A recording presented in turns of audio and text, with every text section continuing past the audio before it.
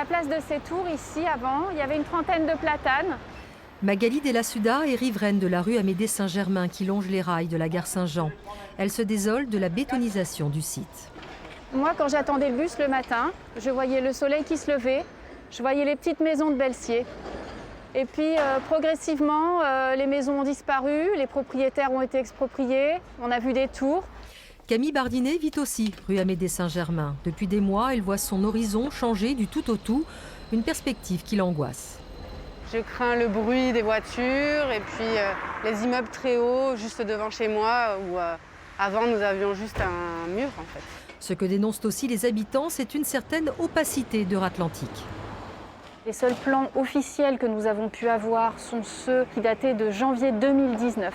Ce qui veut dire qu'on est très inquiet parce qu'on a l'impression que tout s'est joué sans nous et que quoi qu'il arrive, Euratlantique va passer en force.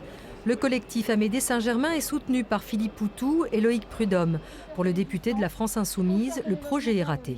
C'était l'occasion, ce que je vous disais, de remettre des infrastructures sportives, des services publics, des espaces verts qui auraient dû être la colonne vertébrale de ce projet Euratlantique. C'est-à-dire qu'aujourd'hui, il faut, on le sait bien, par rapport au changement climatique, il faut désartificialiser les sols, remettre des arbres, du végétal en ville, et là on fait à peu près l'inverse. Des réunions de concertation sont prévues jusqu'à mi-mars, mais les habitants craignent que ça ne soit pour rien. Ça ne s'appelle pas du mépris, je ne sais pas comment le...